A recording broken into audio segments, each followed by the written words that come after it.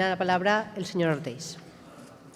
Bé, jo no me canse mai de parlar, faré un poc de broma, però que això ens serveix perquè si haguéreu convocat un ple extraordinari en què s'haguera parlat només de la dana, jo no hauria d'estar així tot el dia esperant uns altres debats. Bé, tema de transport. A veure, problemes.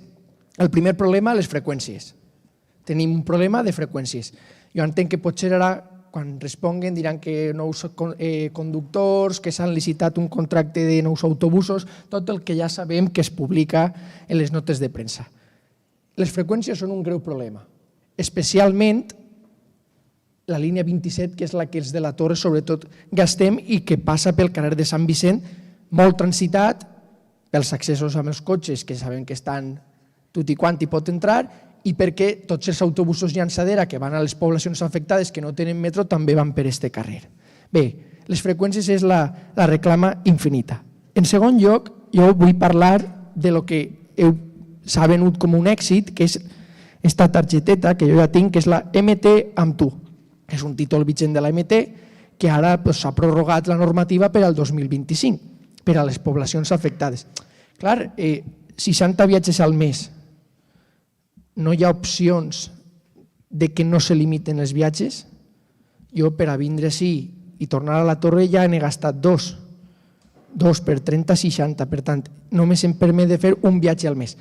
Vull dir, sembla que encara hem de donar les gràcies. Aquesta targeta no és gratuïtat com se va anunciar.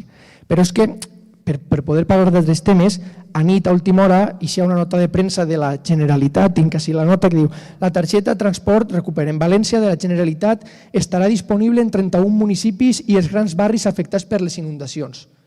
El conseller Martínez Mus destaca la necessitat de facilitar el transport als més afectats per la catàstrofe del 29 d'octubre i la sol·licitud del nou títol se farà als ajuntaments i permetrà viatjar de forma gratuïta en Metro València, Rodalies, MT, Metrobús i autobusos autonòmics.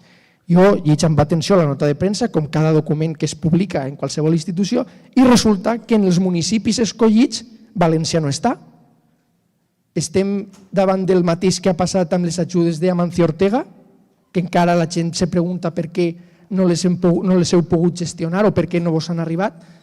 Bé, parlem de freqüències, parlem d'esta targeta que és insuficient i veurem si aquesta nova targeta que apareix avui en la premsa tenim accés o no. I després, en darrer lloc, voldria parlar d'una proposta, perquè des de l'associació, i per això la importància de la participació, des de l'associació també dissenyem coses i tenim idees, perquè els temes van apareguent cada setmana i al final fem dissenys. Nosaltres tenim el disseny d'una línia, i això ho parlarem les vegades que faci falta, ho repetirem en la Junta de Districte del dia 10 de febrer, vull dir, una nova línia transversal dels pobles del sud. L'alcaldessa, de fet, quan vam parlar en el despatx, ja té el dibuix que vam fer, es tracta d'una línia transversal que connecti els pobles del sud. Fins ara, diguem que tenim 3 corredors verticals, un que és el de la Torre, de carrer de Sant Vicent, Real de Madrid, línies 27 i 9, després tenim el corredor de Castellar, línia 14, i el corredor de la carretera del Saler, línies 24 i 25.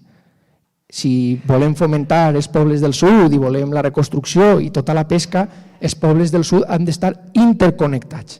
Per tant, la nostra proposta de línia, que se deu estar estudiant o el que siga, seria una línia que fora des de Pinedo fins a l'intercanviador de València Sud que s'està reconstruint ara, on estan les centrals de Metro València.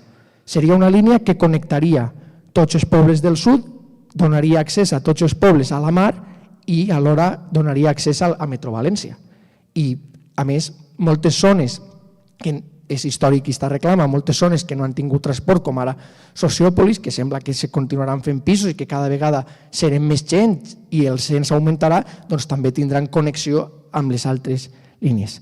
Bé, en definitiva, puc dir també, si voleu, que el transport és un tema complex per donar-vos l'entrada, ara la resposta que me feu i dir que és molt complex, però lo de les freqüències, naturalment, ara hi ha un caos en el trànsit, però jo crec que s'ha d'estudiar lo de la línia sobretot i el més urgent, el tema de la targeta MT amb tu, perquè si resulta que Alfafar, Benetússer i Sedaví, que els tenim a 3 minuts a peu, ara tindran una targeta il·limitada per a viatjar en tot el transport públic del País Valencià.